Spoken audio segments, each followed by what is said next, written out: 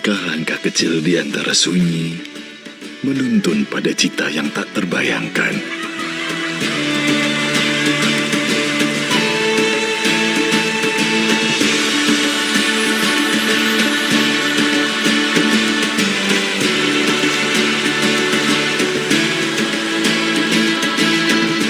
Dari sebuah cermin yang memantulkan mimpi dari seorang anak yang tumbuh dan mulai mencari jalan hidupnya. Dunia yang dulu terasa jauh, kini ada di genggaman.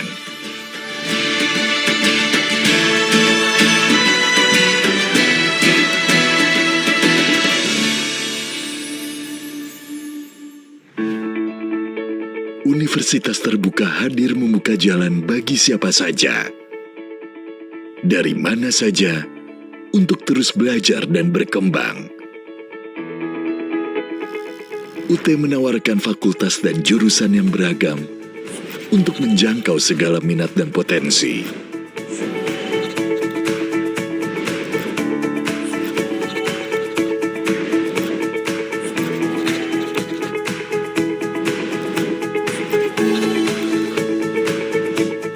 Tak hanya itu, UT juga berkomitmen pada pelestarian lingkungan dengan menerapkan konsep Green University yang dilengkapi fasilitas ramah lingkungan. Ribuan mahasiswa tersebar di berbagai wilayah, dari Sabang sampai Merauke, bahkan hingga luar negeri. Ini membuktikan bahwa di UT, belajar bukan lagi soal tempat atau waktu, melainkan tentang kesempatan yang terbuka luas untuk semua orang. Di Universitas Terbuka, teknologi bukan sekedar alat, tapi jembatan yang menghubungkan mimpi dengan kenyataan.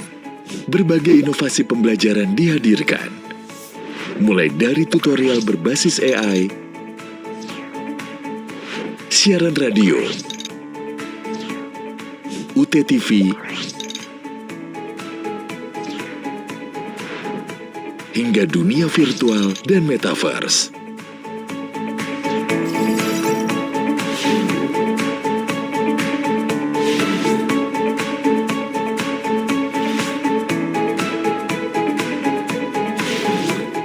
Bahkan terdapat sistem ujian yang fleksibel dan inklusif.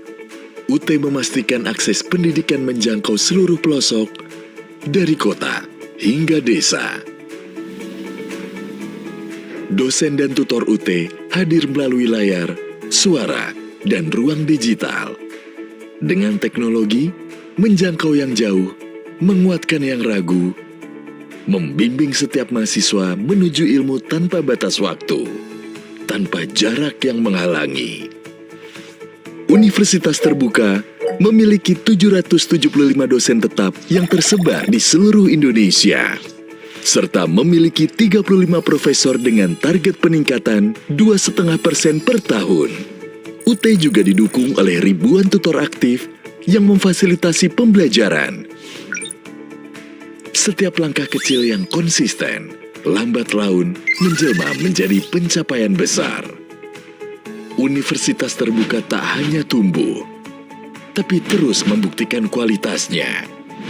Prestasi demi prestasi diraih, penghargaan dan akreditasi menjadi bukti bahwa kualitas tak pernah diragukan dan komitmen terhadap pendidikan terus dijaga. Inovasi lahir bukan sekedar pembeda, namun sebagai jawaban atas kebutuhan belajar yang terus berkembang. Dari teknologi pembelajaran terkini hingga sistem yang lebih ramah dan inklusif, semua dirancang agar pendidikan dapat menjangkau ke semua lapisan. Terbukti, berbagai terobosan ini telah berhasil memperoleh sejumlah paten.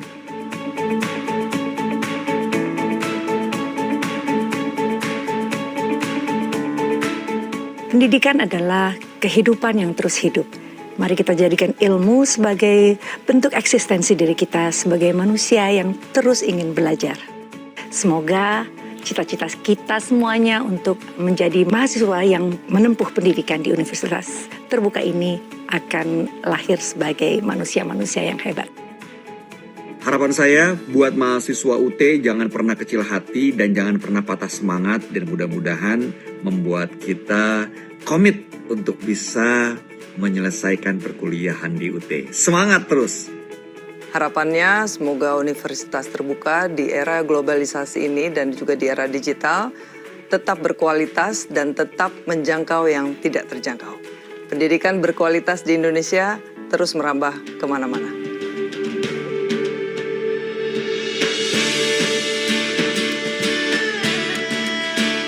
Di balik langkah kecil seorang anak, tersimpan mimpi yang begitu besar. Bukan tentang kemewahan, bukan tentang harta, tapi tentang ilmu, cahaya yang mampu mengubah masa depan.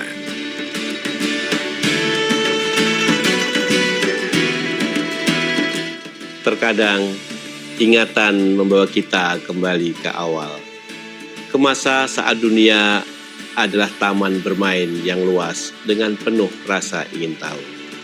Dan lihatlah kini, semangat kegembiraan dan rasa ingin tahu itu telah mengantarkannya menjadi bagian dari sebuah perjalanan besar. Perjalanan yang ia jalani di universitas terbuka.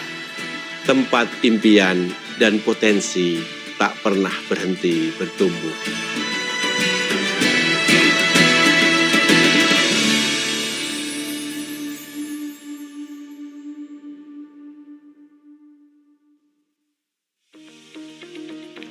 Ternyata kuliah di UT bisa sambil belajar di universitas luar negeri. Yes, lewat ICE Institute, kamu bisa ambil kuliah online di berbagai universitas top di Indonesia dan di dunia tanpa meninggalkan kampus asal. Bayangin, kamu bisa ambil mata kuliah dari jurusan yang berbeda, dari mana aja dan kapan aja, sambil memperluas jaringan akademis dan profesional. Yang lebih keren lagi, mata kuliah yang kamu ambil bakal diakui di kampus asal.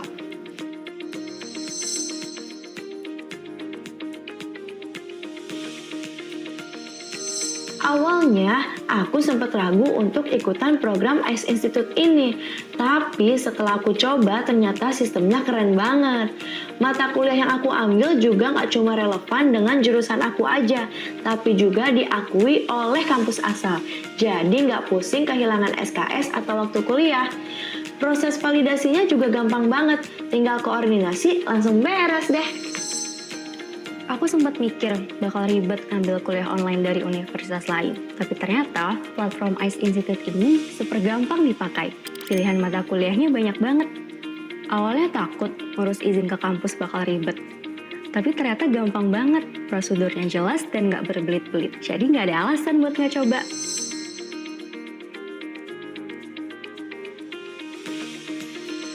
Dulu mikirnya, kuliah online di universitas lain pasti ribet banget deh. Belum ngurus izinnya, prosedurnya susah enggak, pilihannya ada gak ya?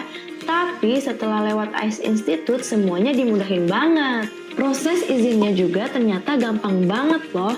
Gak ada drama-drama, prosedurnya jelas dan dijelasin step by step. Apalagi pas masuk ke platformnya. Wow, udah beneran user friendly banget loh.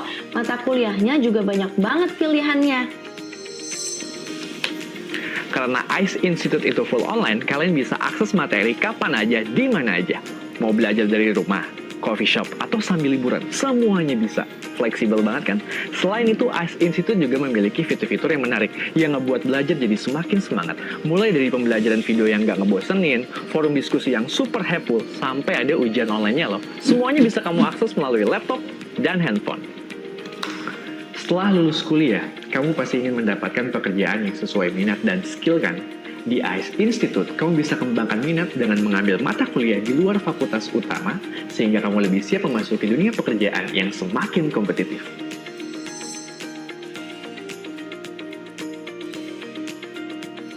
Jadi, aku baru aja selesai ambil mata kuliah di ICE Institute. Dan gak cuma dapat ilmu baru, tapi juga sertifikat yang beneran kepake. Pas apply kerja di bidang yang aku pengen banget, sertifikat ini jadi nilai tambah yang bikin CV aku jadi stand out. Di interview, aku juga sempat ditanya terkait skill yang aku dapat di ICE Institute. Dan itu benar-benar relevan sama kebutuhan perusahaan. Kebayangkan, Sekarang kamu punya kontrol lebih banyak untuk masa depanmu sendiri. Manfaatin kesempatan belajar di ICE Institute dan siap-siap menyambut dunia belajar yang lebih fleksibel dan lebih luas.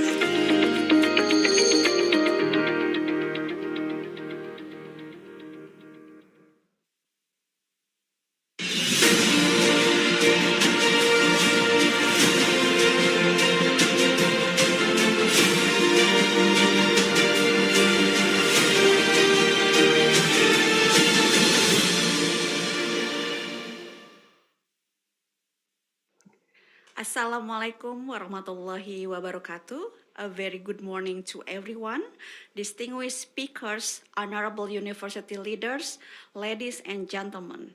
It is my great pleasure to welcome you all to the 36th Cyber Education Forum, Road to 5th Anniversary of ICE Institute on Microcredential for Asian Studies, Opportunities and Challenges.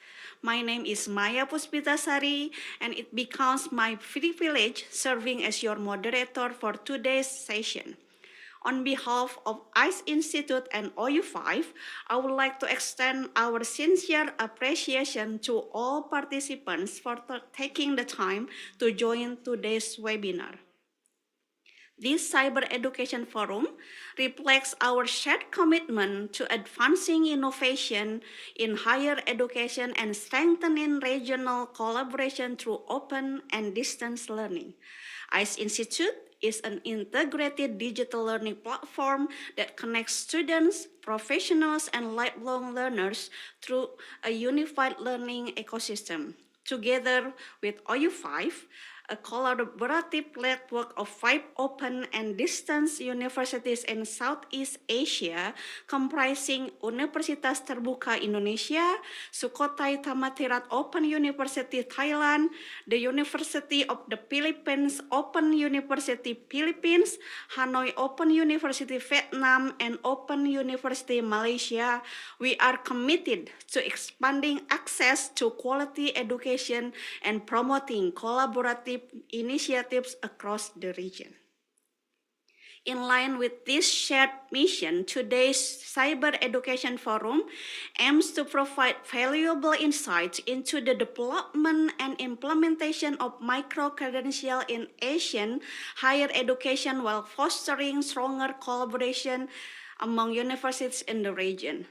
So we have two distinguished speakers who will share their expertise and experiences, followed by an interactive question and answer session. Without further ado, let us begin today's program. Ladies and gentlemen, it is now my pleasure to invite Dr. Hendrian SAMSI, the Vice Rector for Research, Cooperation and Business of Universitas Terbuka, to deliver the opening speech. Bapak Dr. Hendrian, the time is yours. Terima kasih Bu Maya. Bismillahirrahmanirrahim. Assalamualaikum warahmatullahi wabarakatuh. Good morning, distinguished guests, colleagues, and ladies and gentlemen. It is my warm welcome to all of you to the 36th Cyber Education Forum. It is a great honor for me as part of the Rectorate of Universitas Terbuka to welcome you all to this strategic forum focusing on the theme Microcredentials for ASEAN Studies, Opportunities and Challenges. For us at UT and the ICE Institute, microcredentials are a space we have actively developed over the past few years. As a national consortium, the ICE Institute has built a strong ecosystem connecting institutions at national, regional, and global levels, including of our active collaboration within OU5. This collective capacity and its impact of digital transformations earns in ICE Institute the prestigious 2025 IAU Higher Education in Digitalization Pioneer Case Award from the UNESCO. Through the integration of accredited online courses across the institutions, our platform has facilitated seamless credit transfer and expanded access to digital education, even to the most remote areas. Our focus moving forward is to leverage this established ecosystem and reputation to support regional studies. However, our challenge today is to grow the technology. ASEAN studies must not remain an elitist academic discourse. The topic must address basic needs and the real environmental, social, and economic issues faced by communities across ASEAN countries, ranging from local economic empowerment and community waste management to women digital literacy and sustainable development. Through agile and flexible microcredentials, we can equip talent with the practical skills needed to solve these actual problems. Of course, this cannot be achieved in isolation. In the field of research, partnership, and business, the ultimate key is cross-sector collaboration. We invite the industry sector to co-create curricula, government to strengthen cross-border credit recognition, and fellow higher education institutions to share high-quality content. Let us make the 36th Forum to concept a concrete space to strengthen our regional network and create a tangible impact for the ASEAN community. By pronouncing Bismillahirrahmanirrahim, the 36th Cyber Education Forum is officially open. Have a produced discussion and collaboration. Thank you very much. Assalamualaikum warahmatullahi wabarakatuh. Waalaikumsalam warahmatullahi wabarakatuh. Thank you very much Bapak Dr. Hendrian SAMSE for your insightful opening remarks and encouragement for strengthening regional cooperation through innovative learning initiatives. Thank you Bapak. So next, it is my honor to invite Professor Rahmat Budiman, SSM Hum PhD, the Vice Rector for Academic Affairs of Universitas Terbuka, to deliver the welcome speech. Professor Rahmat Budiman, the time is yours.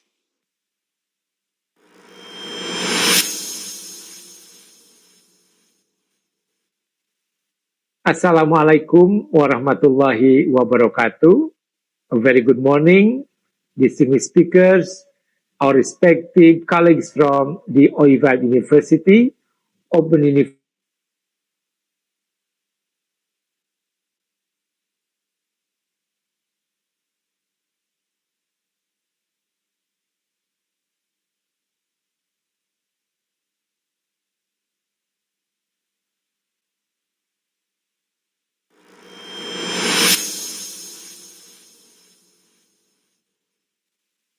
Assalamualaikum warahmatullahi wabarakatuh. A very good morning, distinguished speakers, our respective colleagues from the OIVAD University, Open University Malaysia, University of the Philippines Open University, Sukhothai Thammasat Open University, Hanoi Open University, and Universitas Terbuka. The head of the ICE Institute Indonesia, distinguished university leaders, academics, researchers, policymakers, students, representatives from regional organizations, industry partners, and ladies and gentlemen. It is my great pleasure to welcome all of you to this international webinar entitled Microcredentials for ASEAN Studies, Opportunities and Challenges. On behalf of Universitas Terbuka, I would like to express our sincere appreciation to ICE Institute Indonesia and our OU5 partners for organizing this important event. Ladies and gentlemen, ASEAN is entering a new era of regional integration. Beyond economic cooperation, our region increasingly requires citizens who possess intercultural competence, regional awareness, digital literacy, and the ability to collaborate across national borders. At the same time, higher education is experiencing a rapid transformation. Learners today seek flexible learning opportunities that allow them to continuously develop their knowledge and skills throughout their lives. In this context, microcredentials have emerged as one of the most promising innovations in higher education. By offering focused, competence-based, and flexible learning experiences, microcredentials enable learners to acquire relevant skills that respond to changing societal and workplace demand. More importantly, they create opportunities for broader participation in lifelong learning while supporting academic mobility and regional collaboration. Distinguished participants, as one of the leading open universities in the region, Universitas Terbuka firmly believes that collaboration is essential to addressing future educational challenges. Through the OU5 network, we have built valuable partnership in teaching, research, academic exchange, and institutional development. Today, we are taking another important step by exploring how ASEAN studies and microcredentials can become platforms for even stronger regional cooperation. I would like to highlight that this webinar forms part of a broader collaborative research initiatives undertaken by the OU5 universities.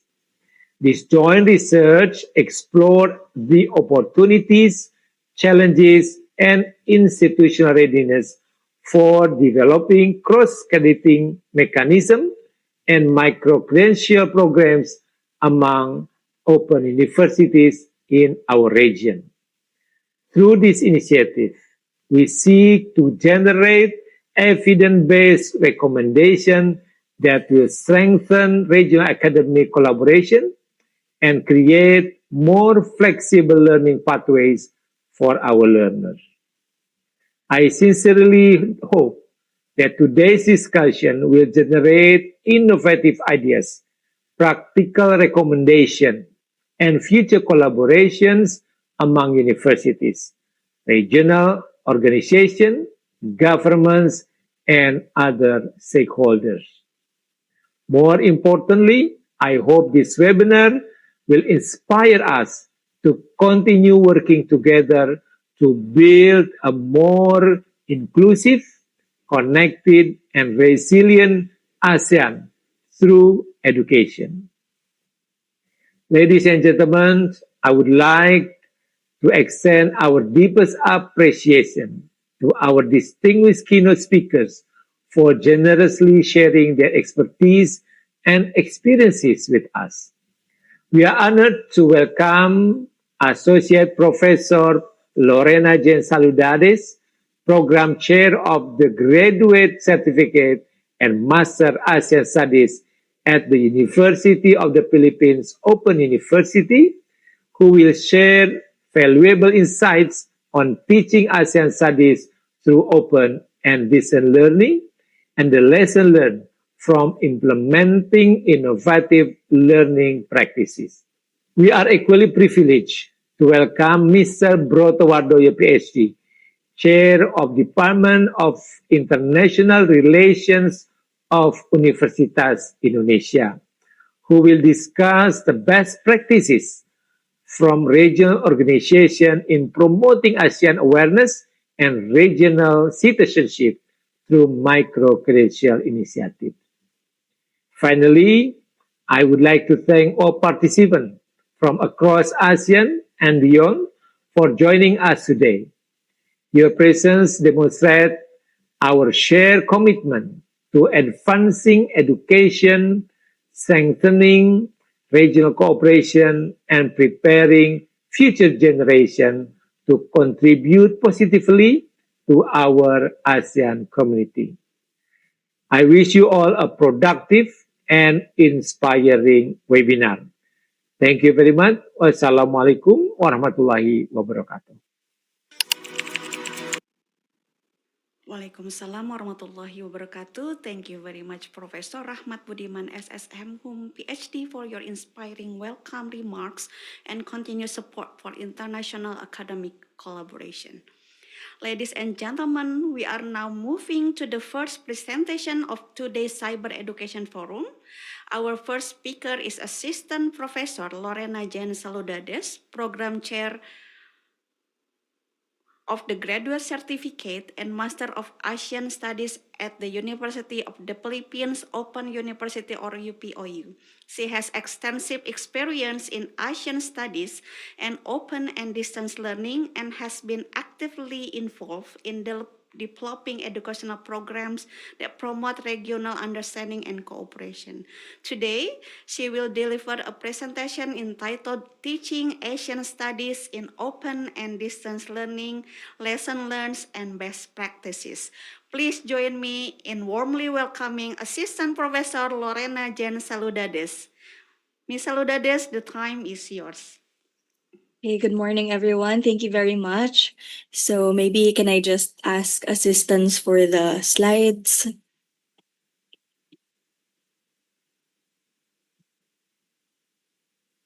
May I, yes, ask assistance for the flashing of the slides. Yes, the committee will share your presentation. So, but before anything else, I would really like to thank the organizers for this opportunity to speak at this 36th Cyber Education Forum on Microcredentials for ASEAN Studies. And my talk today will be entitled Shaping ASEAN Studies, Connecting Scholarship and Professional Practice Through Microcredentials, Insights from the ASEAN Studies Graduate Program of UP Open University. Okay, good morning, everyone. So maybe let's just wait for my slides.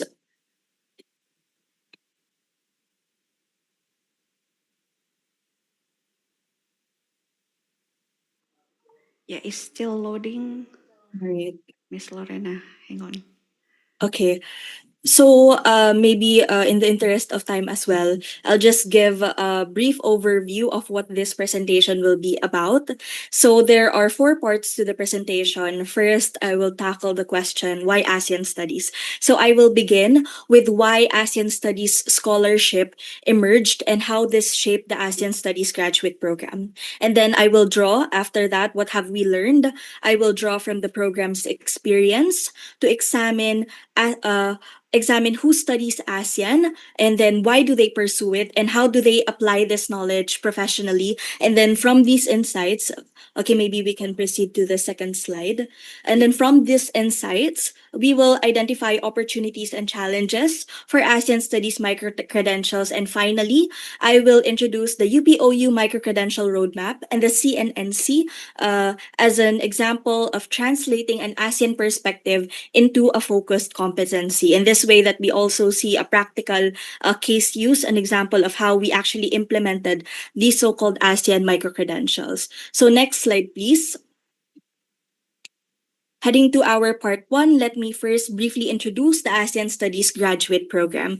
So the ASEAN Studies Graduate Program is an academic offering under the Faculty of Management and Development Studies of the UP Open University. It consists of both a graduate certificate in ASEAN Studies and the Master of ASEAN Studies. And since its formal establishment in 2014, it has served a total of 189 graduates, 140 from the graduate certificate track, and 49 from the master's program. And here we see that there are different courses offered in rotation. So as we can see from this initial description, it may seem that it's a very straightforward degree granting program. But actually, the foundations of this program is quite interesting. So next slide, please.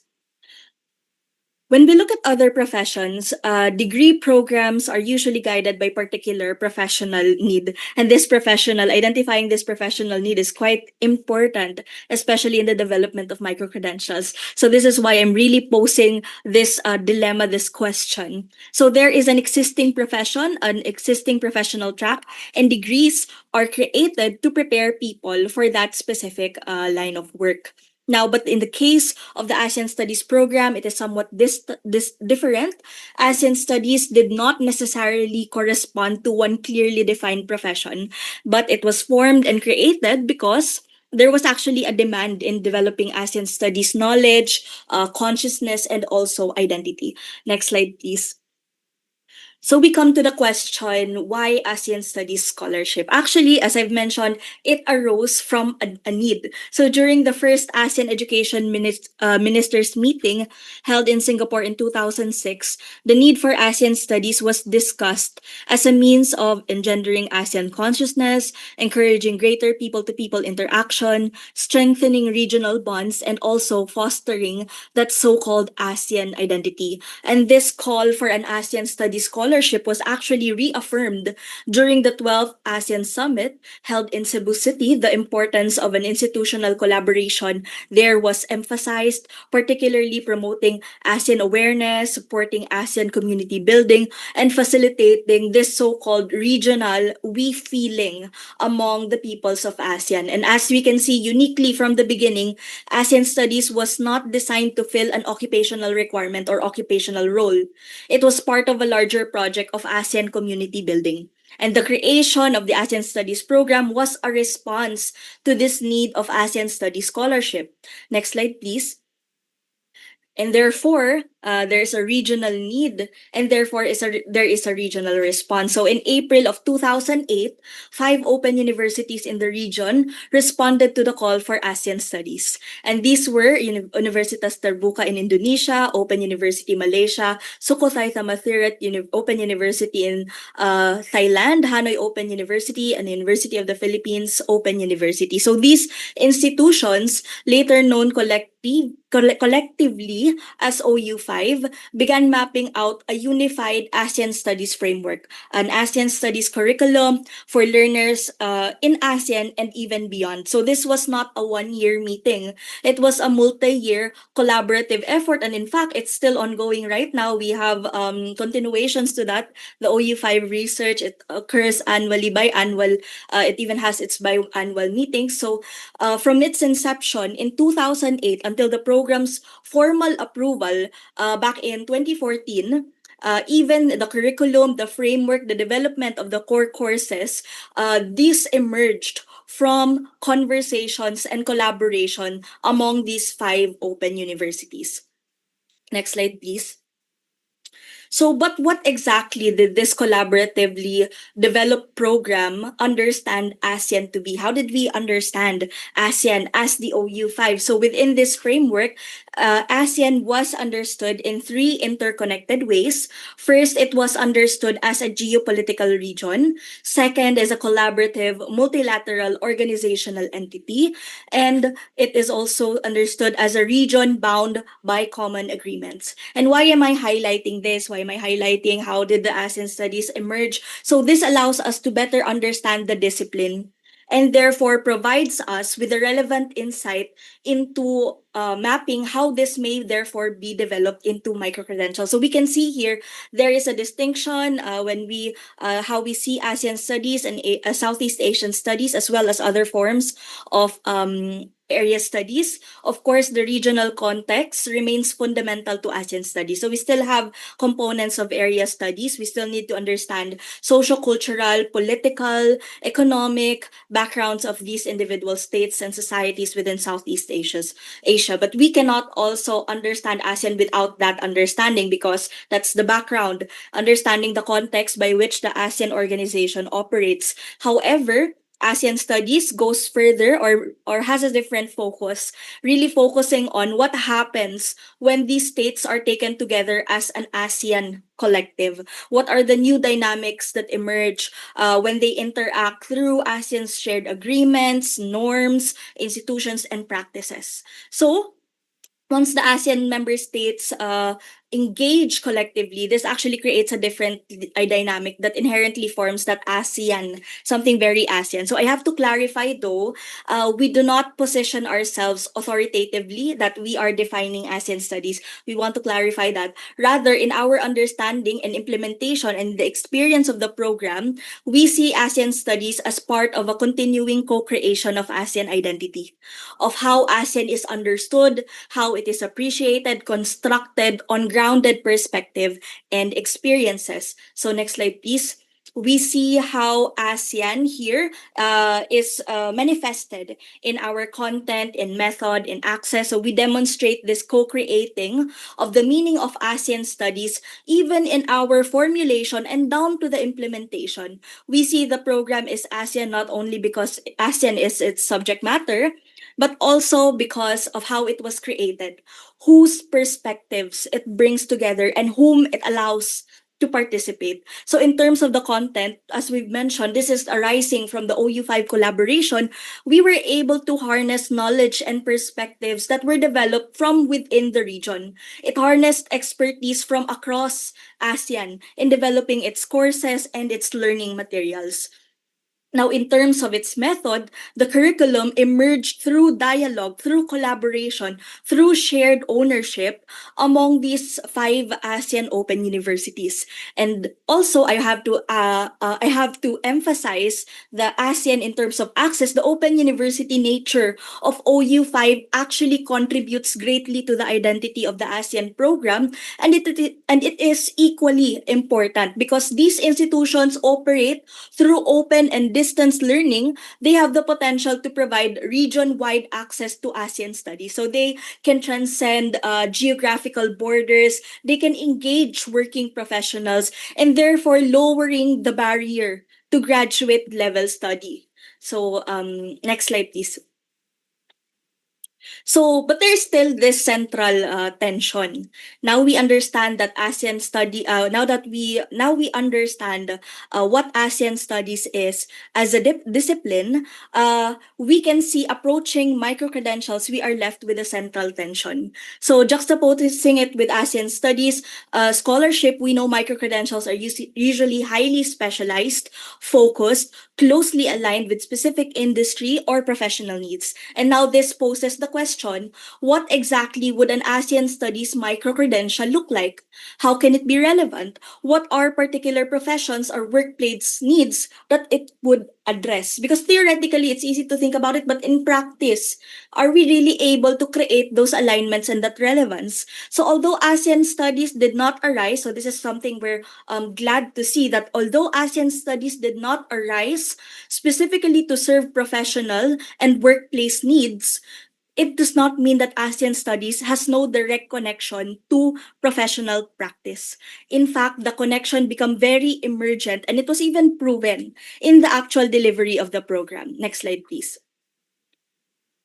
So as we can see here, what have we learned? The goals of ASEAN Studies may sound highly theoretical. They operate at a level of appreciation, consciousness, identity, scholarship. But when we look at the actual experience of delivering the program, we begin to see how these ideas are translated into something more concrete. I'm showing you here a profile of our ASEAN Studies students, and we can see we have quite a diverse student body, and they are belonging to different fields. And in this slide, we see that there is a breadth of professions that are engaged in ASEAN Studies, and it is not limited to an established profession or one clearly defined sector. And while this breadth is admirable, it's exciting to see we are able to engage that many different professionals. Of course, there is a greater pressure for relevance.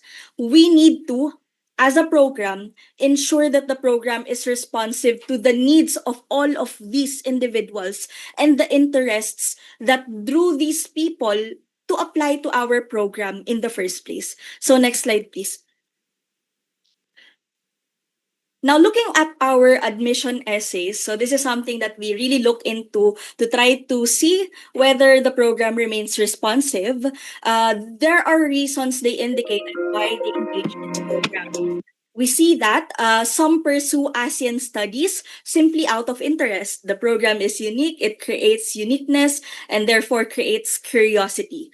And others, on the other hand, have more clearer professional motivations. So educators need regional content for teaching, those in NGOs, in government, in development work, foreign service require knowledge of ASEAN's regional context, norms, institutions, mechanisms, ASEAN way, but the connection to the professional practice is more immediately visible in these fields. So when it comes to these fields, we already see it's already clear. How can they apply ASEAN? But it's not as visible in other fields. So for learners whose work are not explicitly regional or ASEAN facing, how are they able to apply ASEAN studies knowledge? So next slide, please. So just to share, the ASEAN Studies program recently concluded its external quality review. And this was one of the major questions raised by our assessors, by our reviewers. They were worried that it might be too broad. It does not target a specific profession. It tries to be relevant in several different sectors. So the question was, is the program trying to achieve too much to the point that it may not achieve anything at all? So that's anything specific at all. So that's a very big question. So this made the interviews, gladly naman, it was great that the interviews with our students and alumni were particularly helpful in showing the relevance of the program. The evaluators actually asked them directly, how did ASEAN studies become relevant to you? How did this knowledge become important? And were you able to use it in your work? And it was it was a great surprise to us that no one said, "Oh, actually, I was not able to use it," because all of the participants had found their own ways of using ASEAN studies knowledge. Next slide, please. So we can see that there are direct professional opportunities, as mentioned a while ago. For some, the professional relevance is quite direct. For both students and graduates, they said that the background they had in ASEAN studies already opened up certain opportunities. For example, some educators were assigned to international linkages within their institutions because the program had given them a broader regional and international perspective. Some were given ASEAN-related tasks or invited to serve as speakers in events. Others received policy, research assignments because of their ASEAN studies background. Next slide, please. But there is actually an impact that is something, a direct contribution to professions that is not necessarily that visible right away, but rather it is more of a transferable lens. So they explained that ASEAN studies gave them a new lens. So an ASEAN lens is not simply having an additional information about ASEAN, rather it is a way of thinking and a way of interpretation. So the ASEAN perspective fostered by the program, this was emergent in the interviews with the students, and actually I'm trying to document this so-called emergence of an ASEAN lens among our students. The ASEAN perspective fostered by the program cultivates a sense of groundedness, making students more attentive to context, to live realities, and the underlying reasons and justifications behind certain ideas, practices, and responses. So in essence, it broadens their perspective and therefore influences how they understand situation, including those that they encounter in their everyday and professional life. So it's a transferable lens to their professional practice. Therefore, the value of this lens is not limited to the work explicitly labeled as ASEAN. It allows learners to reinterpret and approach their work even when the task is not necessarily ASEAN specific. So next slide, please. So therefore, we see, what does this demonstrate? There's always this impression that ASEAN is so specific, ASEAN is so specialized, but we can see that it's not necessarily that way.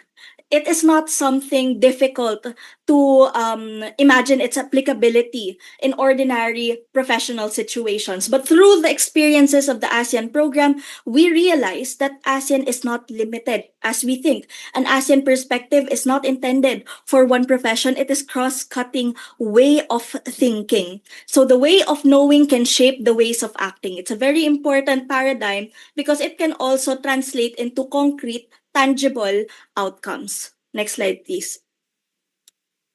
So what does this mean, therefore, for microcredentials? Now that we have examined the creation, implementation, the outcomes of the ASEAN Studies Graduate Program, let's look into, we have now a better practical basis, or we have a better basis for identifying practical directions for microcredentials. So what does this mean for microcredentials? The opportunities become more apparent because we have seen what ASEAN Studies is able to do within the different fields of work. So from these experiences, there are three possible pathway opportunities for microcredential development that I would like to propose. And then next slide, please. Let's look at them in more detail.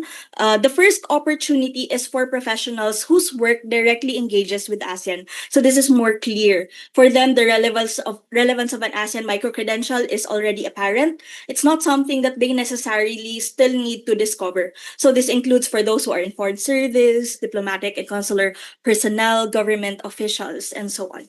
So the possible microcredentials may focus on navigating ASEAN institutions, mechanism, diplomatic practice, negotiation, and more. So these microcredentials have clear professional relevance because they respond directly to knowledge that requires to knowledge and also competencies required for ASEAN-facing roles.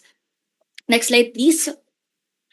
There's another opportunity. The second opportunity is for ASEAN educators and those involved in ASEAN knowledge building. So for this group, relevance is also quite clear. Educators may need deeper knowledge of ASEAN. These microcredentials may be intended for teachers, for course designers, curriculum developers, those developing different kinds of learning materials. So more importantly, we have to highlight how important this pathway is because it creates multiplier effect. And our educators that we train through these microcredentials can therefore serve as multipliers for the overall goal.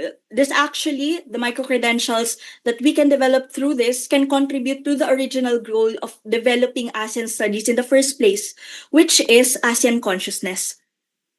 And then the third opportunity I would like to highlight, next slide please, is the development of an ASEAN perspective that can be applied across professions. Unlike the first two, this is not intended only for people working in explicitly ASEAN-related positions or for those in education. Rather, we are going back to the transferable way of thinking that learners can bring into their own field. So through this type of microcredential, learners develop a broader, more grounded way of seeing, one that they can carry into their work, everyday experiences, and understanding of different issues. So the purpose is not only to provide learners with knowledge about ASEAN, but it helps them interpret and respond to issues through a grounded perspective, regardless of what their profession may be. Next slide, please. But actually, there's this so-called some sort of an opportunity challenge paradox. These opportunities are also closely connected to the challenges they bring with them. The first two opportunities are easier to pursue because of the direct relevance. These already have two needed professional competencies. But the third opportunity is more complicated, and ironically, it's the one that's more widely applicable for all because all learners across all professions may potentially benefit from an ASEAN perspective. However, the value is more emergent in a sense that learners need to be already taking the micro-credentials and already applying it to actually realize its relevance. So this creates some sort of a dilemma. How do we communicate the importance of an ASEAN perspective to people who may not yet recognize the need for it yet. But there are also practical challenges I would like to highlight as well. ASEAN expertise is being developed, is still being developed, so it's still an ever-growing field. It remains an evolving field.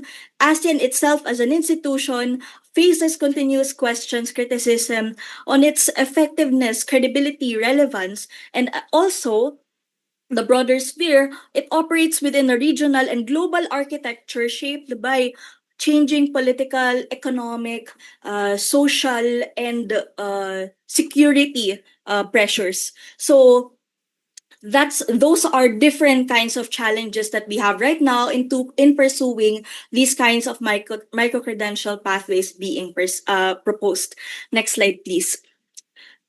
So I know it still sounds a bit I think we could benefit from really seeing implementation of this. We've seen the various opportunities for micro-credentials in ASEAN studies, and for this concluding part, I would like to provide more practical picture on how these micro-credentials were developed and are being developed in University of the Philippines. So how do we understand micro-credential and how could it be operationalized? So within the UPOU roadmap, a micro-credential is understood as a proof that attests to one's person's knowledge and skills in a particular subject or area. So a micro-credential may be taught and assessed. It may also be assessed only, and it may be offered as a one-off credential or may be stacked towards a broader qualification. A key characteristic, a micro-credential should be relevant to learner needs, to learner, professional, industry, and societal needs. So it should focus on a specific knowledge and competency rather than attempt to cover an entire field. It must be assessment-based, portable, flexible in structure, supported by appropriate quality assurance processes. So these are the characteristics of micro-credentials in the UPOU roadmap. And these are practical parameters for translating ASEAN studies knowledge into competencies. Now let's look into an example of how these ideas have been implemented in UPOU. We have a case example in the next slide. So our case example is CNNC, or Community of Nations and Nation of Communities Scholarship Program. This is organized by the UPOU Faculty of Management and Development Studies and also supported by the Eurasia Foundation. So CNNC, as a course, it demonstrates how ASEAN perspective, a while ago we were talking about ASEAN perspective, is actually something that is applicable to professional practice. But this is an example of that, how this ASEAN perspective can become a specific practical learning outcome. Next slide, please. So we can see here that CNNC illustrates that third pathway that was being mentioned. So it recognizes in the content of the CNNC, it recognizes the potential of local and subnational actors to drive regional change or regional impact through cross-border cooperation. So this is actually an idea that is also resonating with Dr. Silvano Di Mahiwo's meta-nation state paradigm of understanding ASEAN, because this is also an understanding of ASEAN studies promoted within the ASEAN studies program, not necessarily or moving away from that state-centric, but also recognizing the different kinds of interactions that are present within ASEAN that could be harnessed and maximized towards action. So it's moving away from that state-centric perspective. So in this micro-credential, learners are introduced to local across-border approaches, enabling them, therefore, to address community and regional concerns collaboratively while complementing national and regional initiatives. So this positions the subnational units no longer are not as passive recipients of state-led change, but actors themselves that are capable of initiating these actions. So the this proposed micro-credential currently being developed demonstrates ASEAN competencies that are accessible, demonstratable, and learners are able to engage in sustainable and cross-border response. So CNNC therefore shows how a broad ASEAN perspective can be transformed into a focused micro-credential outcome. Next slide, please. So to conclude, I hope that through this talk, we have been able to imagine, so it's very important we imagine as well the broad scope of ASEAN studies and the different ways by which it can be translated into these micro-credentials. So ASEAN studies is not something that is merely theoretical. It is not distant from everyday professional realities. It can support specialized competencies for ASEAN-related work, equip educators to foster ASEAN education, and also there are of course the use of ASEAN perspective into application into different professions. So there are of course challenges that I've mentioned. ASEAN studies remain an evolving field. It continues to change. The value is not immediately visible, but ultimately I want to highlight that the breadth of ASEAN studies does not have to be treated as a problem. It is also perhaps more importantly a source of possibilities. And with that, I end my talk. Thank you very much. Please give warm applause to the first speakers, Assistant Professor Lorna Jen Saludades. Salamat po, Ms. Saludades. Thank you very much for your excellent presentation and valuable insights. Your experiences have demonstrated how open and distance learning can effectively foster a deeper understanding of ASEAN while making quality education more accessible across diverse communities. I would like to highlight what Assistant Professor Lorna Jen Saludades has delivered, that Asian studies does not target one profession, but Asian studies is an identity that can become a bridge to many knowledge and professions that is useful in facing today's challenges. We truly appreciate your valuable lessons and best practices. Ladies and gentlemen, we are now pleased to welcome our second speaker. It is my honor to introduce Mr. Broto Wardoyo, PhD, Chair of the Department of International Relations at Universitas Indonesia. Mr. Broto Wardoyo, PhD, is a respected scholar in international relations whose work focuses on Asian, regional cooperation, and diplomacy. Today, he will present on the topic promoting Asian awareness and regional citizenship through microcredential initiatives, best practices from regional organizations. Please join me in welcoming Mr. Broto Wardoyo, PhD. Pak Broto Wardoyo, the time is yours. Thank you very much, Ibu Maya, and thank you as Institute for having me to share my views on ASEAN studies. And I would like to follow what Professor Saludades already mentioned before on the difference between ASEAN studies and also Southeast Asian studies. Area studies is a bit different from ASEAN studies because usually when we talk about ASEAN studies, we only focus on the institutionalization of ASEAN. So we are looking ASEAN as an institution, and from there we will have what Professor Saludades said as the ASEAN perspective. So in my presentation, I will start with the problems, and then I will share our experience at Universitas Indonesia when we offer courses on ASEAN or ASEAN-related courses, and how we deal with the community engagement, and then from there we can sort of have some ideas on what microcredential on ASEAN studies should be projected in the future. So let me start with this. If we look at the State of Southeast Asian Survey, it's a survey by ICS, and they basically ask a lot of questions on how we perceive different things. So if we're focusing on the question number 1 on that survey, I use the 2026 survey. So we can understand that almost all of Southeast Asian countries, we do have concerns, similar regional concern. we do have concern with ASEAN. Among those concerns is the fact that most of Southeast Asian understand that ASEAN is a slow, ineffective organization. But the thing is, each of ASEAN countries has different degrees of understanding ASEAN ineffectiveness. If we look at the result of the survey, for example, Indonesia, we rank relatively high when we consider whether ASEAN is a slow organization, whether it is effective in solving the problems, and so on and so forth. But at the same time, we see those in Timor-Leste who perceive differently.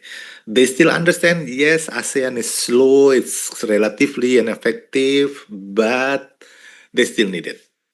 So let's not really focus on the numbers, but let us focus on the difference between countries.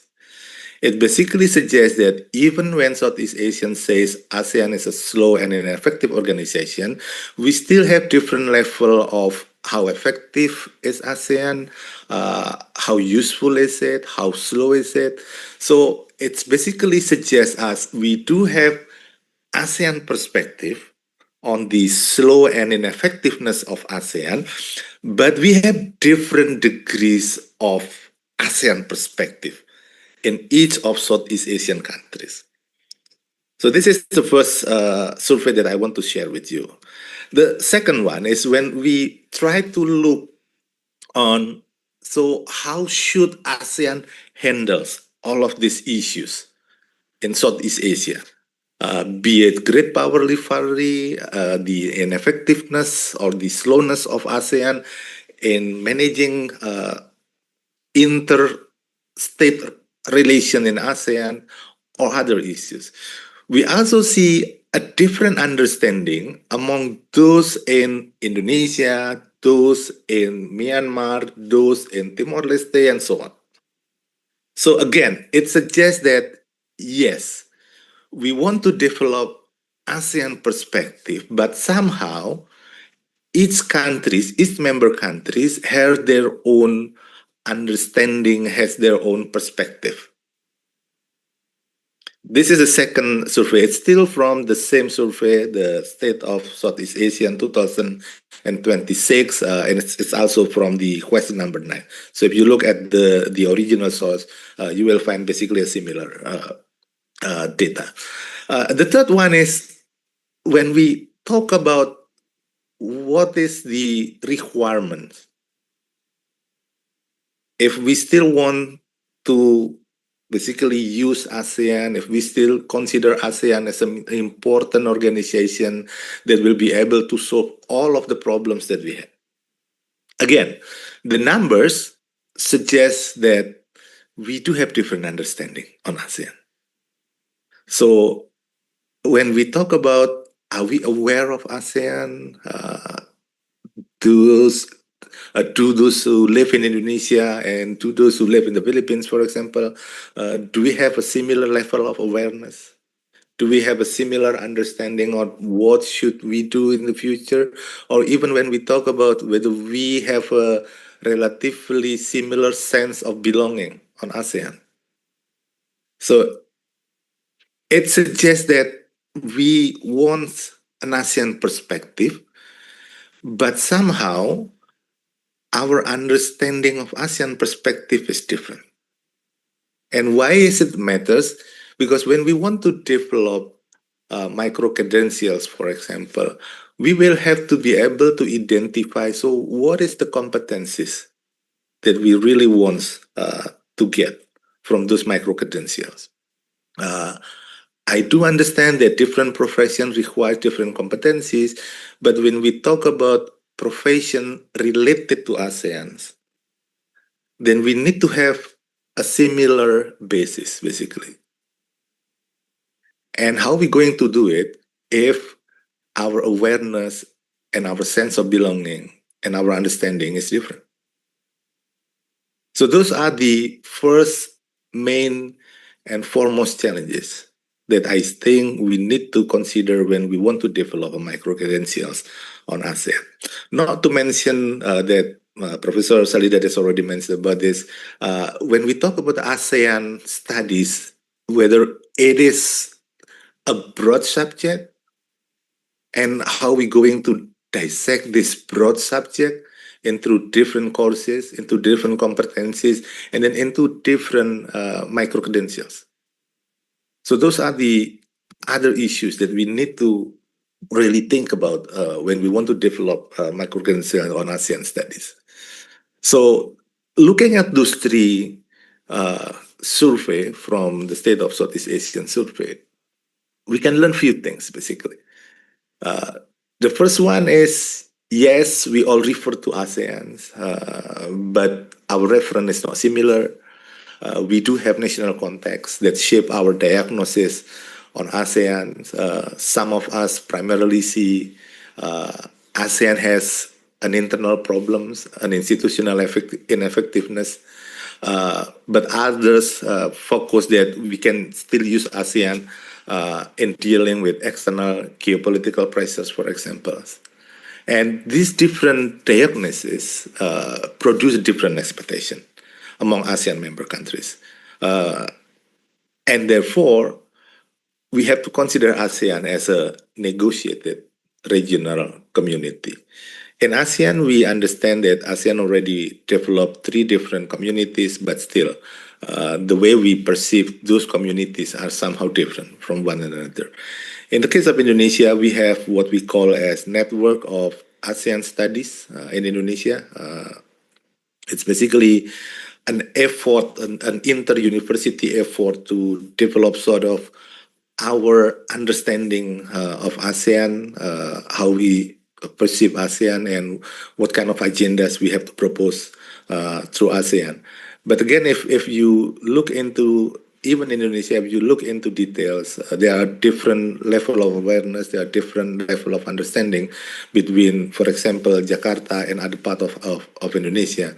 And that is also one of the reasons why we at ASEAN Study Center and also Department of International Relations, we try to develop and community engagement programs to increase awareness in different parts of Indonesia, which I'm going to talk about it later. So what we do in our university, in International Relations Department, University of Indonesia. So in our university, we have 4 different courses related to ASEAN. The first one is a course that we name ASEAN itself. It's basically provide the history, the institutional arrangement, and also institutionalization of ASEAN. And then we also have a course on ASEAN security and political community, ASEAN economic community, and also ASEAN socio-cultural community, which basically is dissect each aspect of this, each sector at the history and also the institutionalization and what actually happened empirically. So we are focusing on different issues in each of these courses.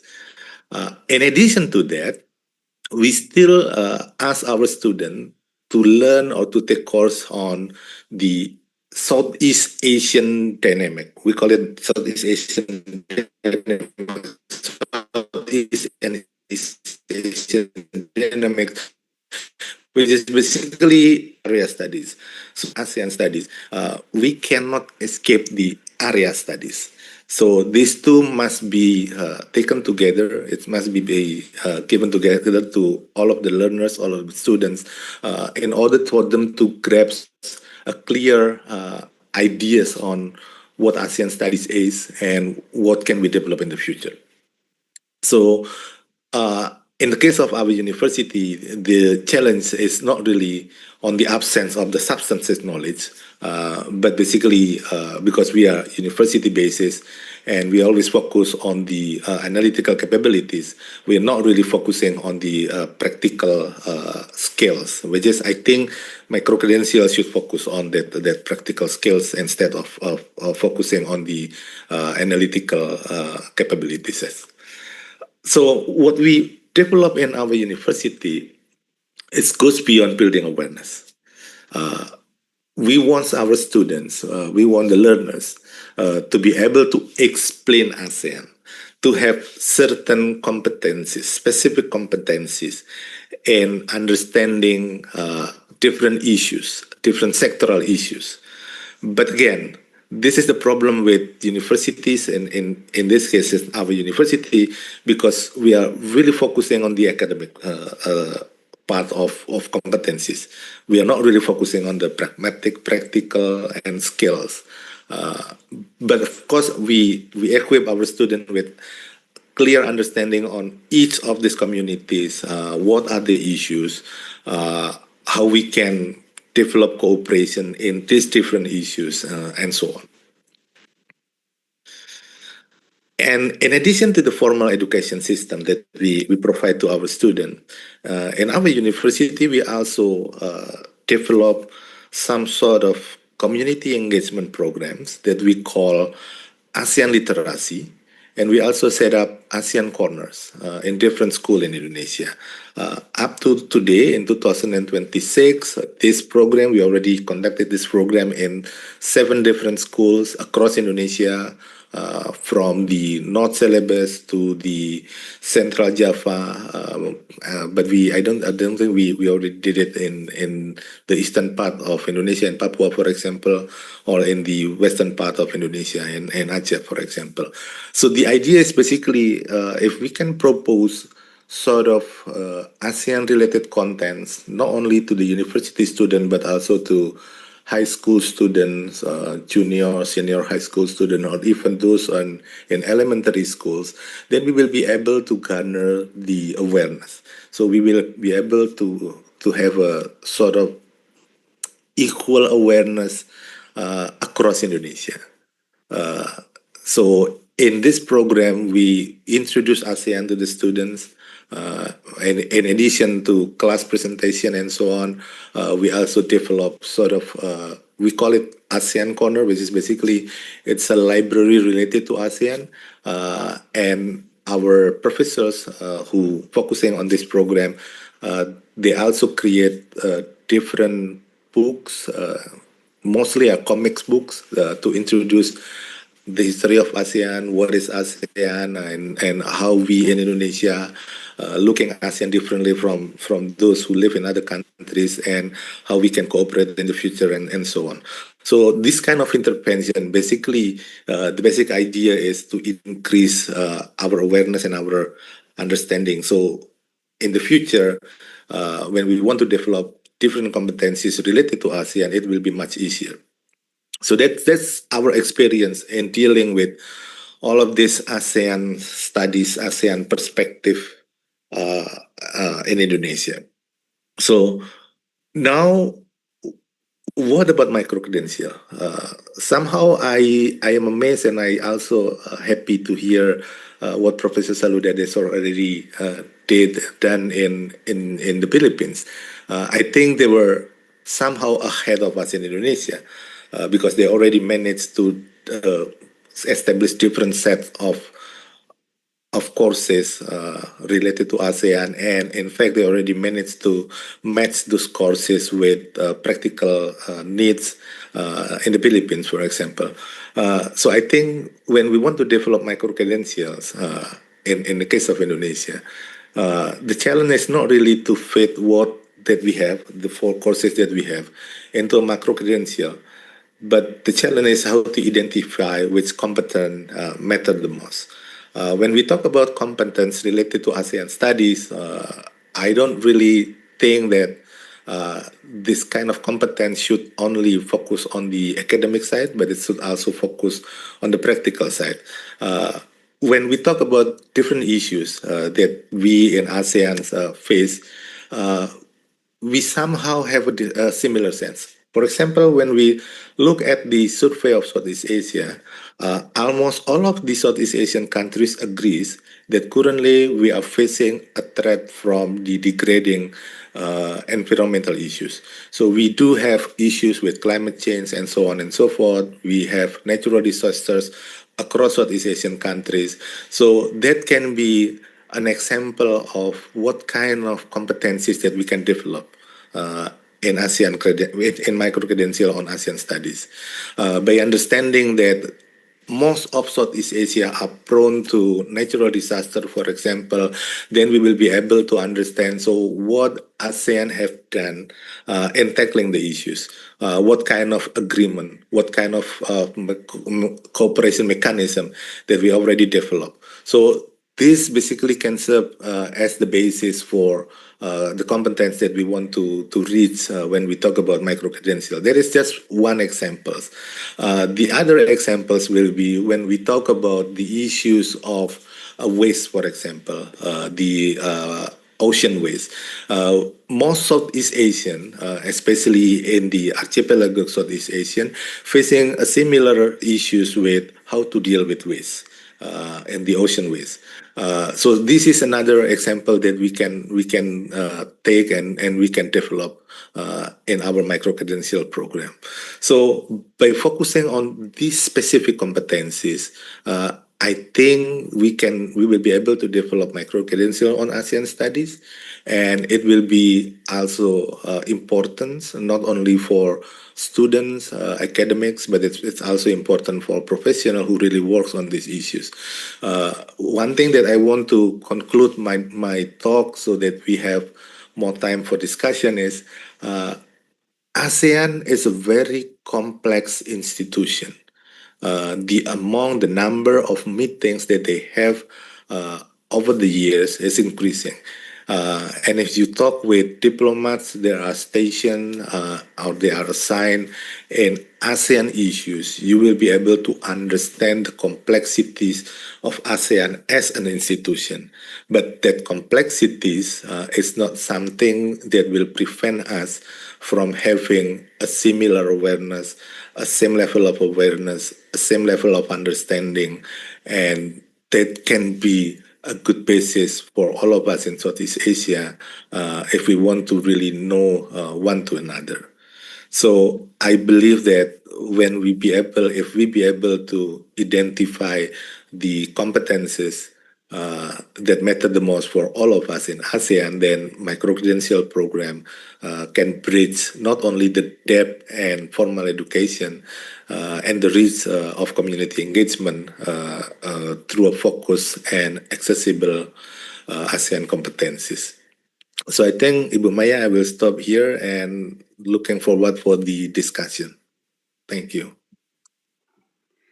Thank you very much, Mr. Broto Wardoyo, PhD, for your informative presentation and thoughtful perspective.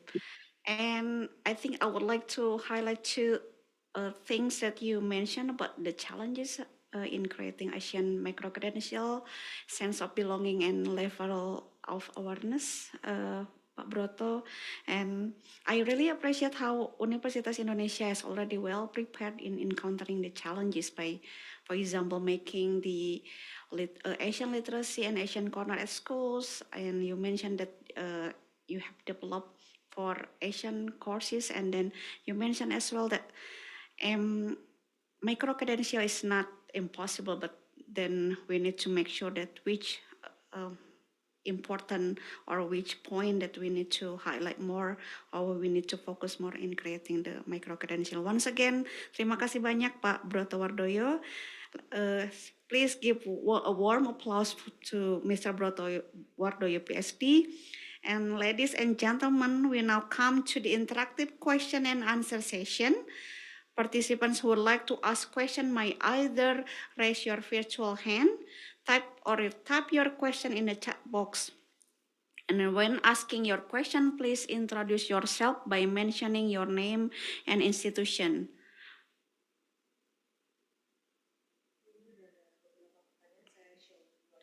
Okay, so we have some questions in the chat box that the committee will show.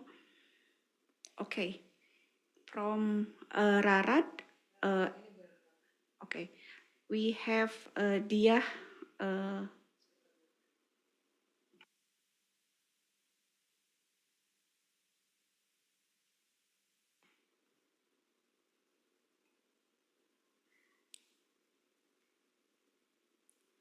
Okay, we have the question delivered from YouTube, our YouTube channel, Universitas Terbuka TV.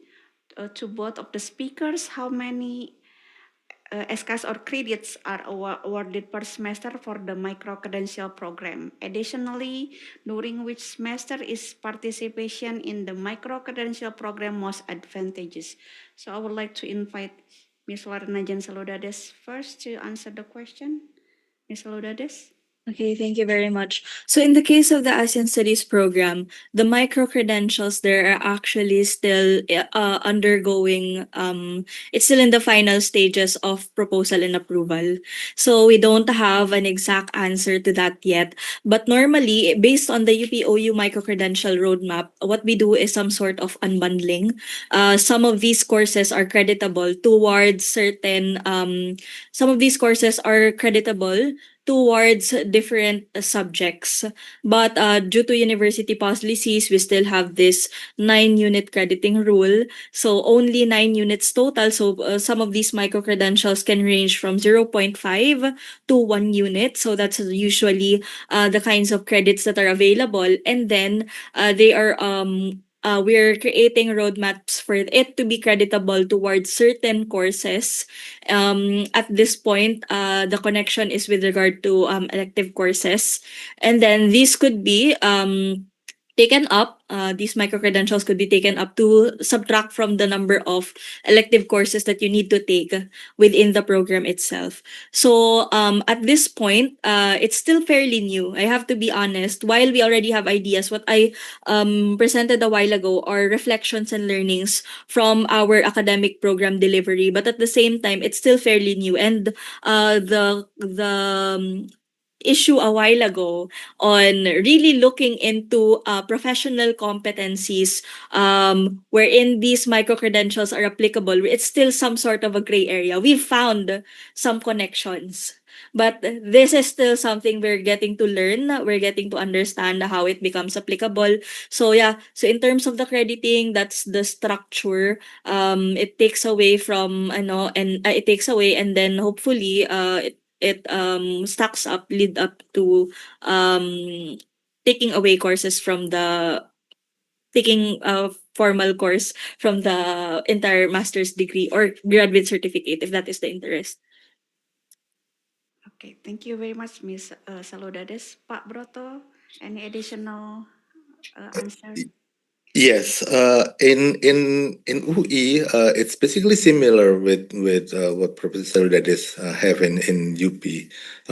So we up to today we haven't offer an online course on ASEAN. We are at the moment 3 of our professors is preparing the online course on ASEAN. But it's not really specific. It's not specific on certain issues. So it's a broad issues on ASEAN. It's a broad content on ASEAN. And in the university, we do have regulation that we have to offer credits, 3 credits in our online course. So it is a 3 credit course, and hopefully we will be able to offer this to learners next semester, because right now these 3 professors they're wrapping up everything, so it's supposed to be ready by next semester. But I don't know, maybe it's a good idea basically to dissect those 3 credits into a relatively smaller ones. That could be a very good idea, but I still have to ask the 3 professors who are developing this program whether they're willing to do that. Thank you, Bu Maya. Okay, thank you very much, Pak Broto. And we have George Martin Sirait from Atmajaya University who has raised his hand. Pak George. Yeah, thank you very much. Thank you, Ibu Maya. Thank you, Pak Broto and Professor Lorena Saladudes. Sorry, I missed your speech, Professor Lorena, but I heard Pak Broto's presentation, which is very interesting. Yeah, I'm from Atmajaya University of Indonesia in Jakarta. I just want to start with some sharing. Is it okay? Yeah. Okay. Yeah. I teach in a MBA program in Atmajaya. So actually we have a specific course about ASEAN. We call it Business in ASEAN. It has been about 6 years, 8 years. And basically what we learn, what we discuss in this course is two things. The first one is to understand each countries. We call it country analysis because, as Pak Broto explained, even though we have a community, but every country has their own characteristic, right? Unlike European Union, there's a variety of individual country in ASEAN is matters, right? So we learn how business in each country. That's the first part, and the second part we learn about we call it sector analysis. So we learn selected sectors in ASEAN. So our students understand both individual country and also the framework, the regional framework about a specific business. So, and after that, we also bring our students to one or two countries in ASEAN.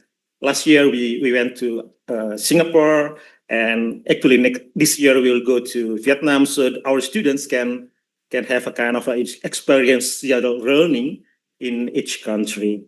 So so far our students mostly our own students. So this is not online course. So still only for our students. But I think we learn if we can also offer kind of online course for our students.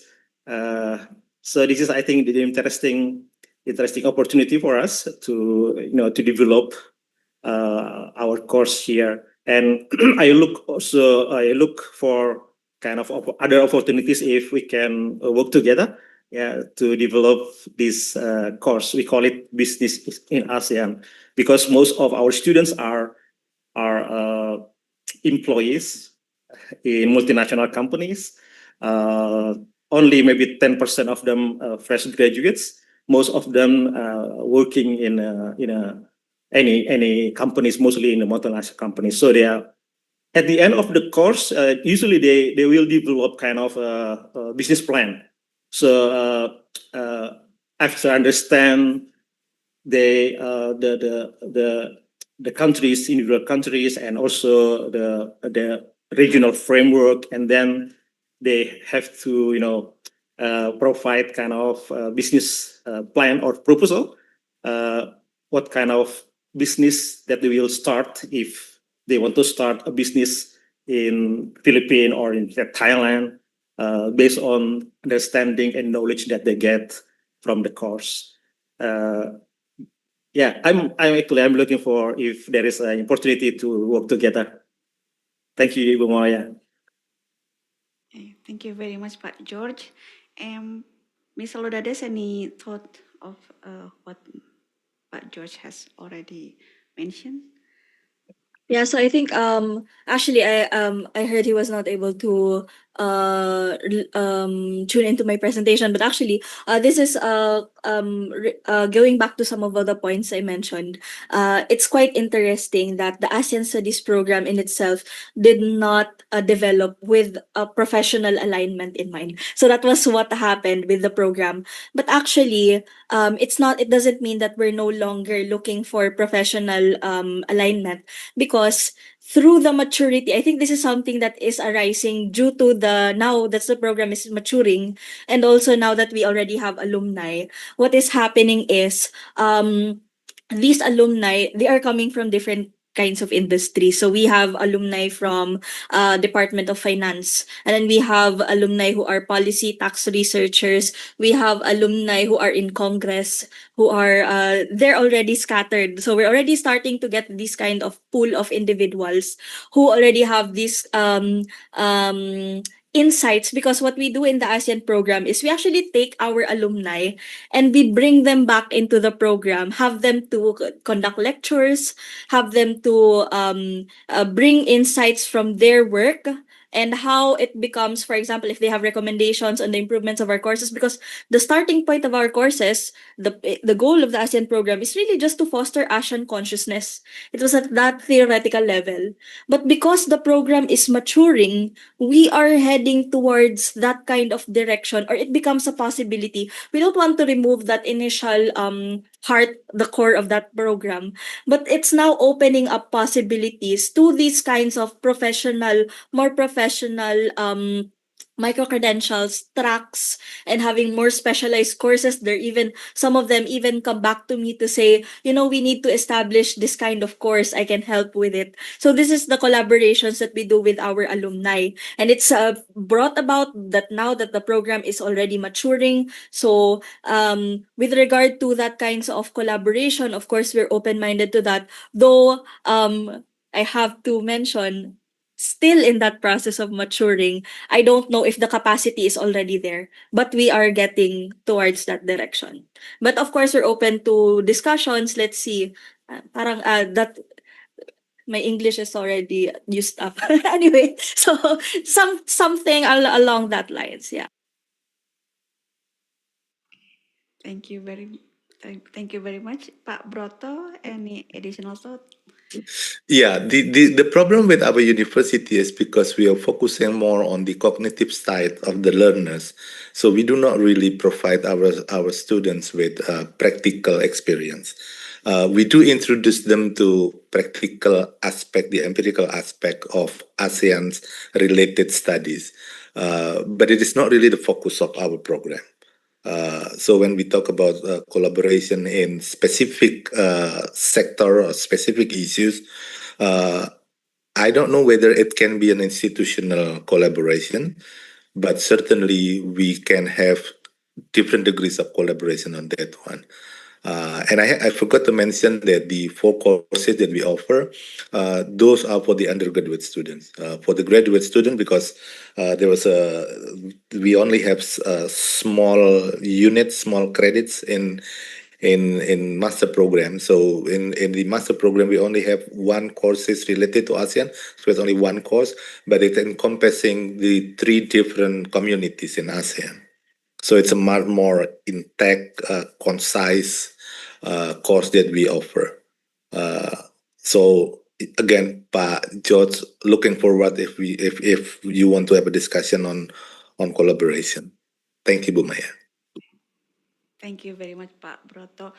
Pak George, for your information, today's Cyber Education Forum is also a collaboration between among OU5 universities. So hopefully we have Dr. Vina Floor here, and Dr. Suhaila, and Dr. Hong from Hanoi Open University, and Dr. Mach Chonorat from STOU. And we are collaborating to develop micro-credential hopefully about the Asian studies as well, Pak George. So probably we can discuss further about this opportunity. Thank you very much, Pak George. Thank you, Bu Maya. Thank you, Pak Broto and Professor Lorena. Okay, we have also another question written on the chat box from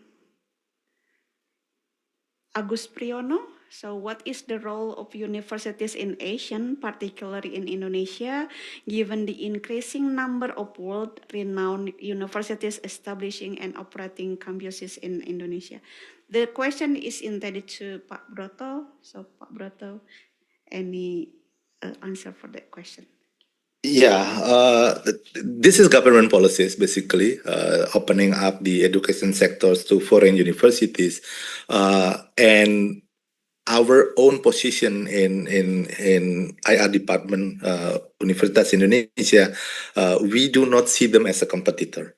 So in fact, we are developing collaborative programs with these universities, the foreign universities that set up branches in Indonesia.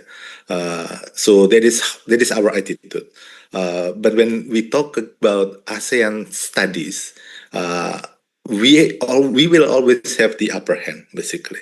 because those university students from foreign universities that come into to Indonesia, they really wants to learn about ASEAN. ASEAN is that's uniqueness.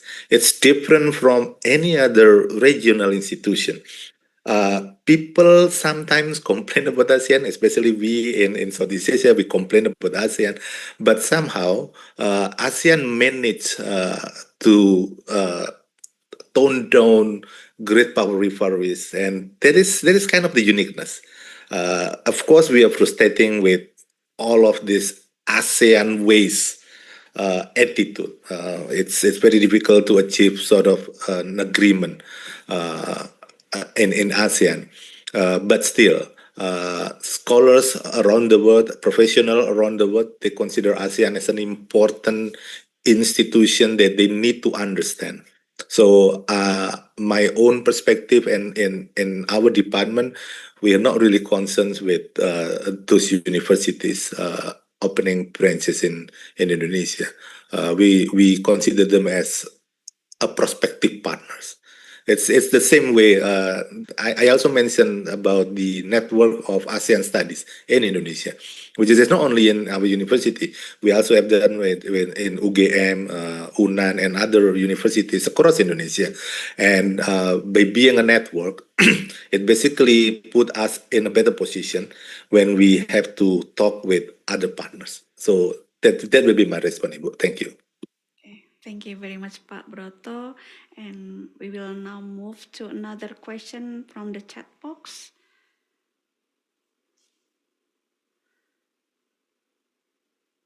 It's from Gufron from Pradita University.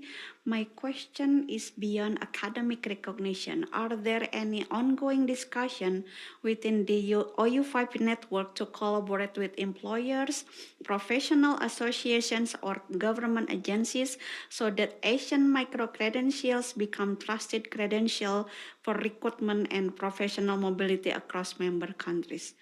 Okay, Ms. Saludades? Okay, thank you very much for that question. So this is actually quite related to what I've also mentioned a while ago. So with regard to these formal looking into partnerships with or collaborations with professional associations, not yet, but also highlighting that yet, because this is definitely something that we can pursue in the future. So right now, that is as what I've mentioned, the program is still in the process of maturing. So because of that, this is still new pathways, new directions that is emerging and opportunities for the program. So what we're trying to do, or the kind of, at least in the UPOU level, what we're trying to do is to engage employers within employers in the Philippines, but also strengthening our alumni network. The alumni network is really helpful in ensuring that these perspectives from industry, from government, are integrated into ASEAN studies. In fact, we're in the process of program revision right now because we really want to improve that professional link as well, and making ASEAN studies more relevant, not only from its original intention, but also supplementing now professional practice. But in terms of the OU5 in general, then this is future directions that we may definitely look into, of course, provided maturity of institutions and also further develop. So it will depend on further developments. Thank you. Thank you very much, Ms. Saludades. We have Pak Ihsan, who is raising his virtual hand. Pak Ihsan. Okay. Ibu Maya, do you hear my? Yes. Yes. Clear. Okay. Loud and Thank you. clear, Pak Ihsan. Thank you for opportunity. I would like to introduce myself. My name is Sam. I come from the Faculty of Teacher Training and Education, Universitas Terbuka. I have two questions. The first question for Pak Broto, Pak Wardoyo, and the second question for Ibu Lorena. Pak Broto, when I was formerly job in Ministry of Higher Education, Research and Technology, maybe 5 years ago, we have a research center in Gajah Mada, what we call the Pusat Studi Asia Tenggara, ya, PPST, Southeast Asia Studies. At that time, we know more about the update issues for research from Gajah Mada University, and then some researcher from South Asia. My question, I would like to know about the update issues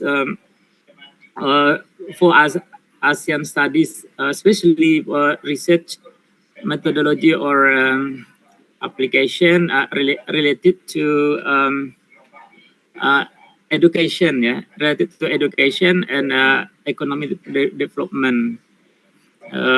Because we would like to pursue and accelerate how to strengthen our project in research program, in especially in my own research.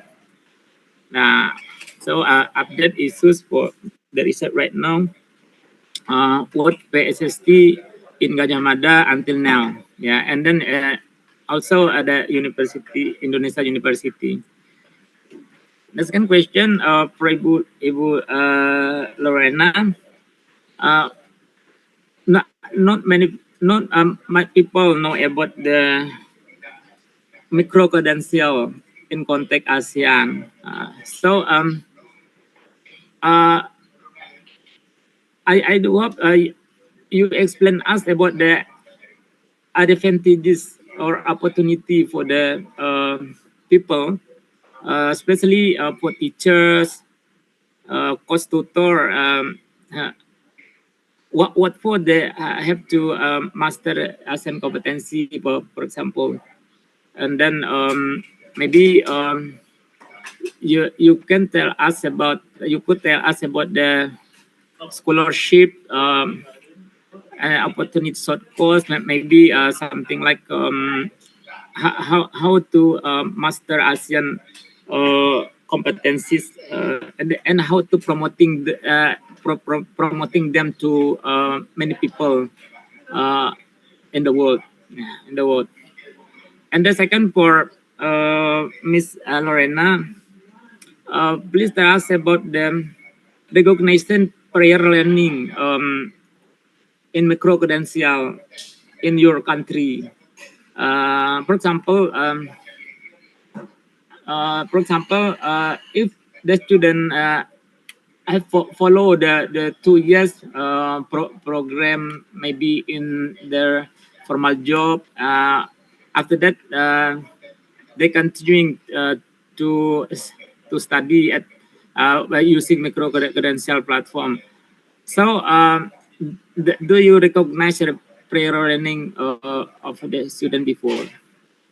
I think that's all for my question, Ibu Maya. I do hope the answer from our South person from Southeast Asia. I'm expected that this is the chance for many people to know more about the Southeast Asia. Thank you. Okay, thank you very much, Pak Isan, for your question. So for the first question, I would like to invite Pak Broto to answer the question. Yeah, thank you, Pak Iksan. Since I'm not affiliated with UGM, then certainly I will not be able to respond from their perspective.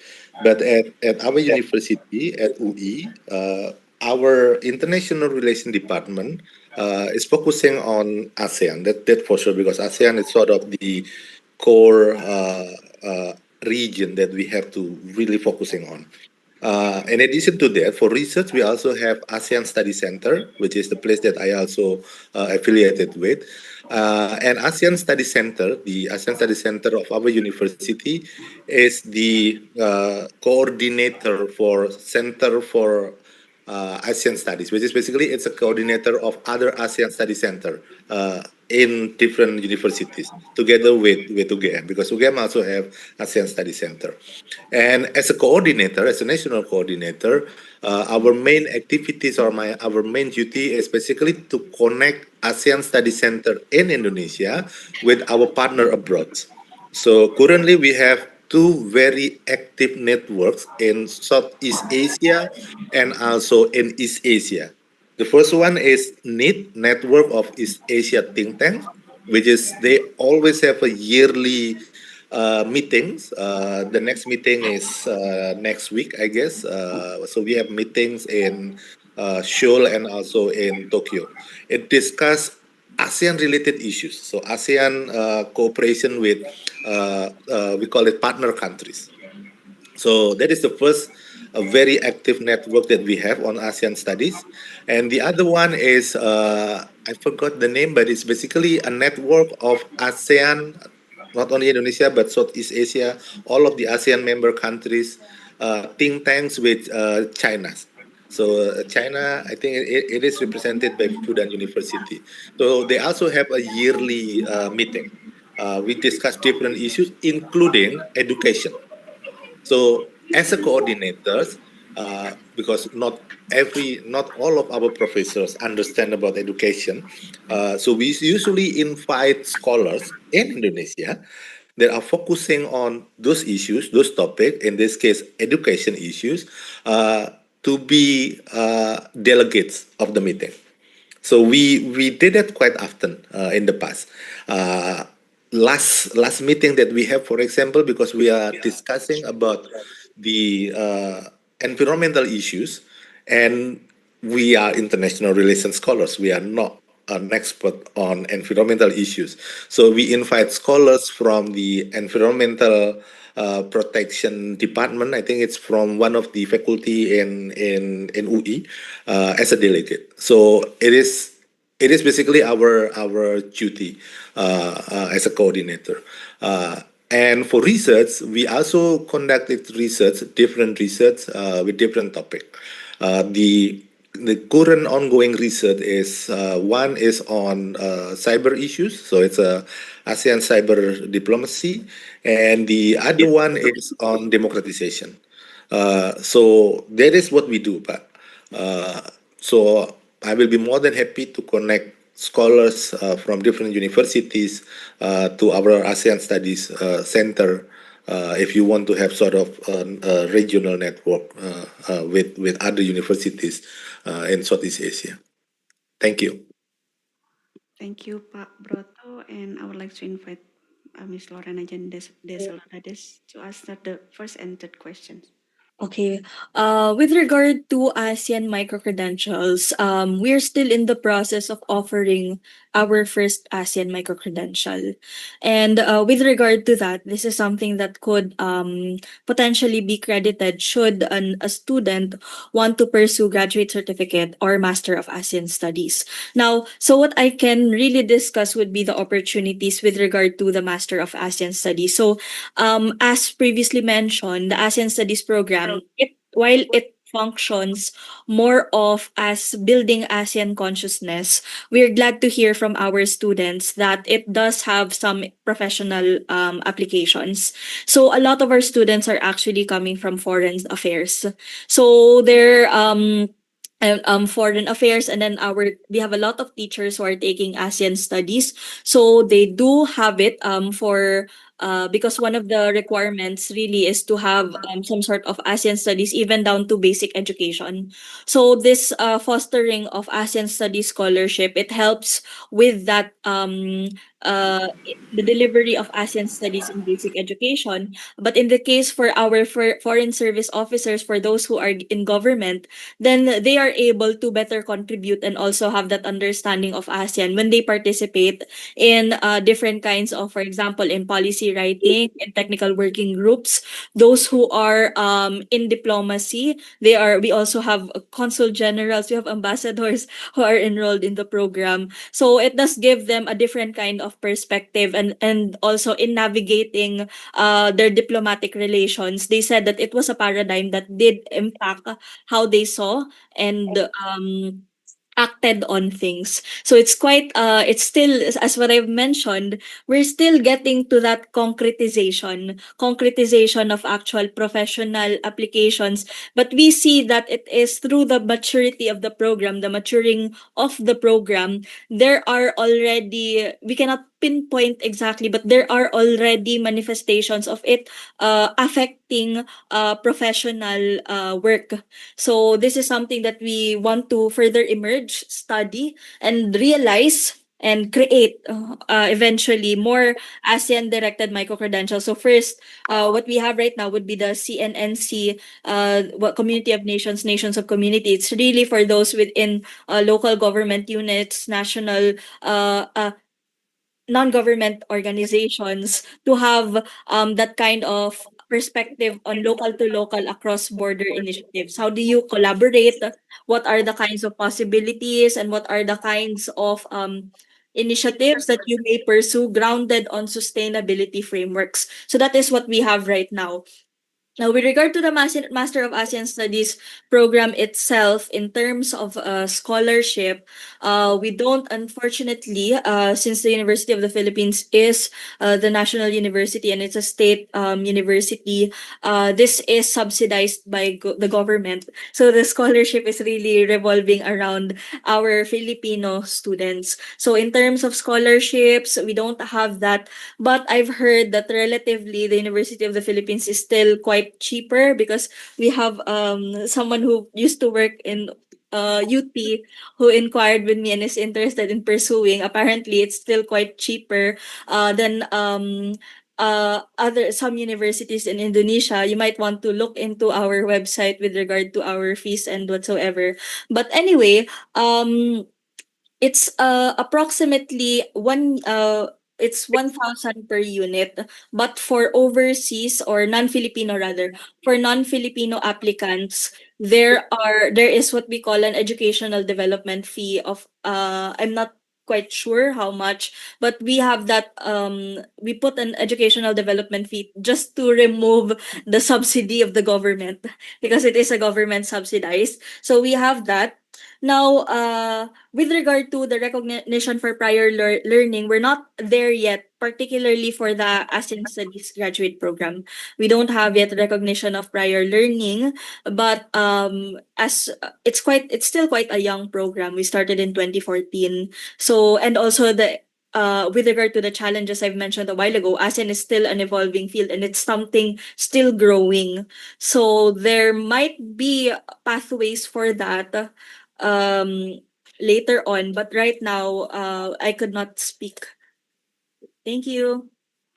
Thank you very We have much, a Ms. comment here Lourdes. from our dean at the UP Open University EDF, or Stands for Educational Development Fund.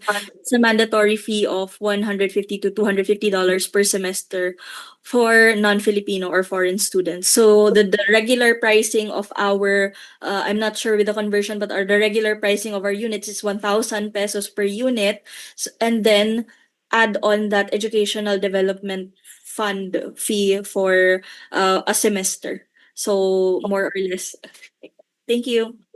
Okay, thank you very much. Unfortunately, ladies and gentlemen, due to our limited time, that will be the end of the question and answer session. But don't worry, if you have any further things to ask or to discuss, you can send the questions to both speakers to their emails.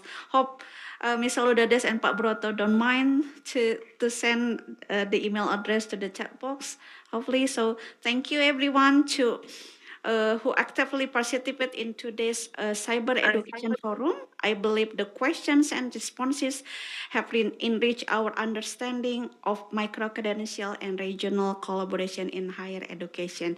Ladies and gentlemen, as a token of our sincere appreciation, we would like to present certificates of appreciation to our speakers. On behalf of the committee, we would like to present the certificates for both speakers.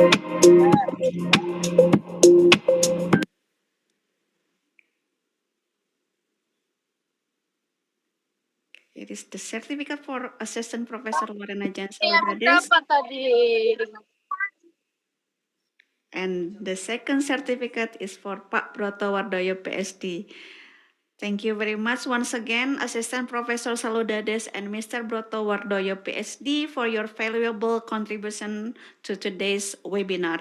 Distinguished speakers, ladies and gentlemen, as we come to the end of today's Cyber Education Forum, I would like to express my heartfelt gratitude to our speakers for sharing their expertise and experiences. I would like also to thank the university leadership, our organizing committee, and all participants for making this webinar a success. We hope today's discussion inspire further collaboration and innovation in advancing micro-credential across Asian higher education institutions. The committee will soon share the link for your attendance, so please fill in the form as a proof of your attendance. On behalf of ICE Institute and OU5, thank you once again for your participation. I wish you good health, continued success, and I look forward to meeting you again on our future events. Assalamualaikum warahmatullahi wabarakatuh. Have a wonderful day, everyone. Thank you very much.